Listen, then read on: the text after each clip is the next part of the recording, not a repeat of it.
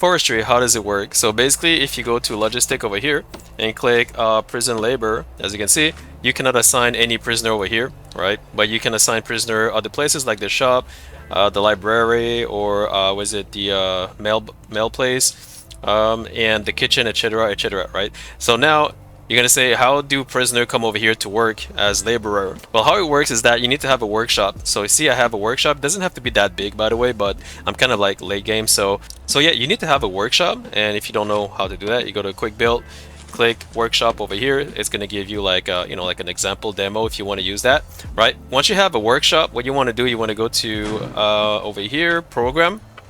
And you gotta make sure you go to prisoner program over here, and you gotta start a workshop safety induction program technically, which is $100 per session for 10 plays, and it's also 2 session as it says, right?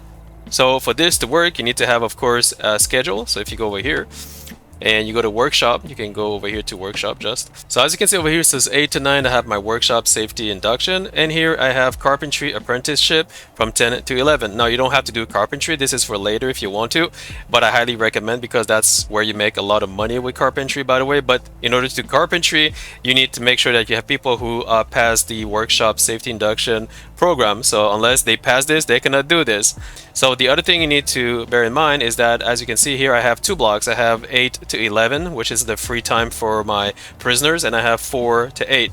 So I have like 2 blocks over here. So this block is for them to study, and this block over here is for them to work, right? So you cannot do both at the same time. Well, I mean, you can put carpentry over here if you want to, but me, I do it this way. You can also remove carpentry if you don't want to, but me, I'm going to leave it there because I kind of need carpentry, right? So here you're going to see it says 2 interested, 29 finished, 17 passed. So basically there's 29 that did the course, but only 17 that passed. So what happened is that they may want to retry to do it again in order to pass it, so they get more people who can work over here, right? Same thing with kitchen, same thing with carpentry, but carpentry only have 1 person who's interested, which is, not the end of the world.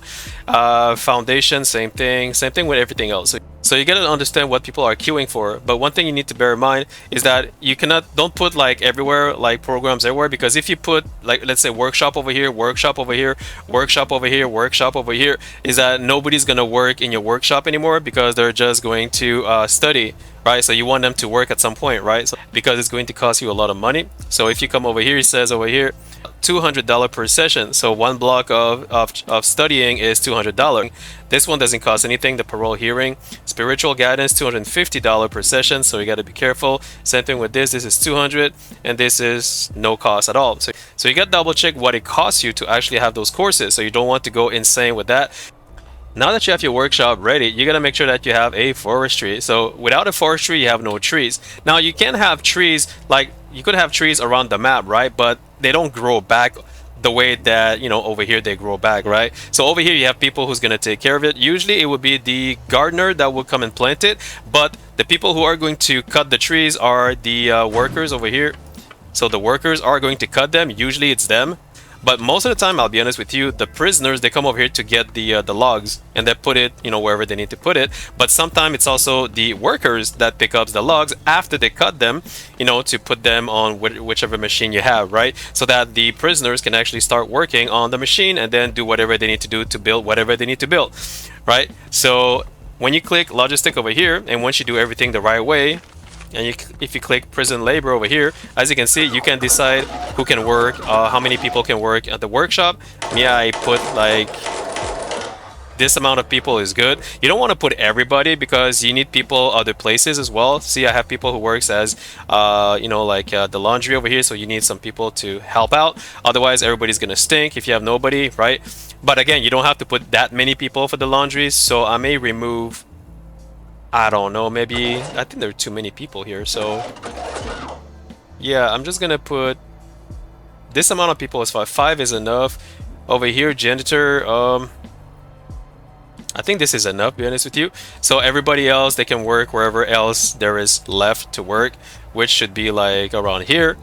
But again, it's up to you if you want to put everybody here. It's, it's a good thing as well, right? It's just that, like, if there's too many people, they will AFK as you can see, because there's nothing to do, right? So it's up to you to decide. Another thing I forgot to mention is this guy over here. So you want to make sure you have tax relief. The reason you do this is because if you have tax relief, you will pay less in taxes for anything that you sell. So it's very important that you have this one. This one is an option, offshore tax haven. I took it. If you have the money, take it. Like I said, it saves on taxes whenever you sell whatever your profit you're doing, right? So this is one is very important if you want to make money with workshop over here with your prisoner. So this is the schedule that I have. So as you can see here, they have work free time for 4 hours. So this is where most of the time they'll be studying, and the rest of the day for the second block over here from 4 to 8 they will be working or free time, one of the two, depends on them. For maximum security, I make them not work, and the reason why I don't want them to work is because, well, some of them, they may have a beef with another, like person, and they may kill somebody while they're working. And yeah, I don't take the risk, but it's up to you guys if you want to.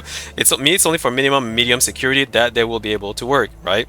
Make sure you also have security. So if you go to deployment over here, assign, let me see, assign dog or assign guard. So you can assign guard or the dog hunter over here, handlers technically.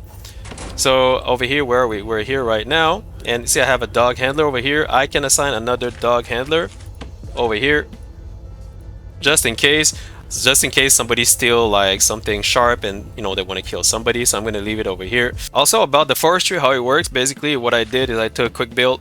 You go to grove, and over here as you can see you can put some grove technique as you call it. So whenever you put this down, there will be like delivery for like to plant some trees technically, right? Each time you don't have to make it this big when you start, depends like where you are during the progress of your gameplay. But me, I am like a little bit later, so I can afford to do this big. And once you put them down, you're going to enclose it like I just did over here. Make sure it is far away from the wall over here, because what happened is that they can use the trees in order to jump over the wall. So you got to make sure that you have some space. As you can see here, I did some flooring. Flooring is this guy over here, paving stone, so you want to do that right all around, and then you want to put like another fence and then another wall, whatever, if you want to more security. Make sure you have doors, as you can see. So here I have like a fence gate which allows everybody to go in and out. This one is more for like a staff gate. It's mostly for the staff.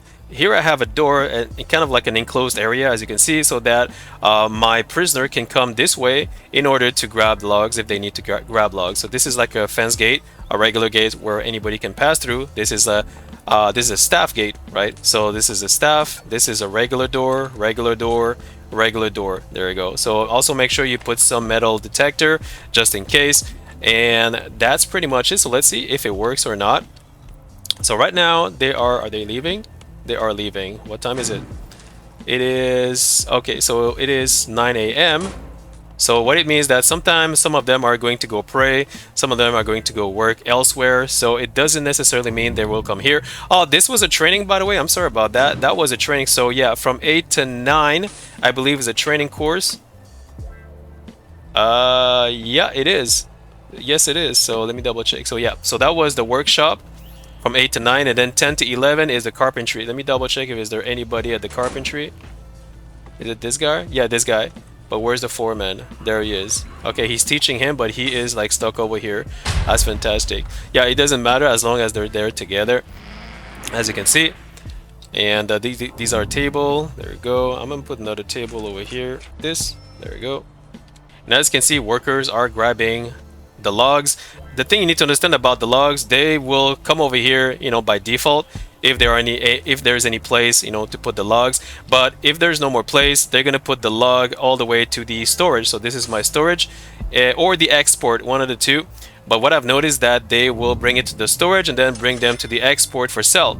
Now the reason they do that, I guess, is they bring it to the storages just in case that there is going to be a place that will be open over here in the workshop, so they can take it from here and then bring it back to the workshop if there's any like free place to put the logs technically. Otherwise they're going to bring it to the export to sell it, which doesn't sell for a lot, by the way, but it's better than nothing.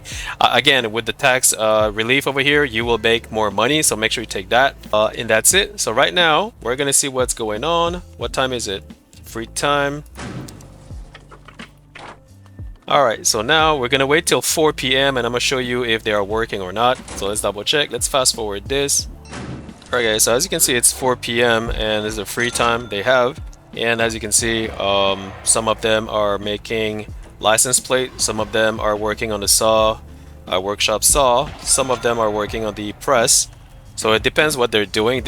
You know, like depends on them. If I click over here, so ooh, it's full. I'm gonna put more. I'm put the max because this is where the money comes. There you go. I'm gonna put the maximum amount. So the more they're working here, I mean, depending on how many machine you have, you know, the better it is. Well, there you go, guys. So that's pretty much how you assign your workers indirectly to the forestry, because you cannot assign anyone at the forestry, as you can see. So it's kind of like automatic. And there you go. Hope it helps. If it does, please like and sub. Thanks for watching. Cheers.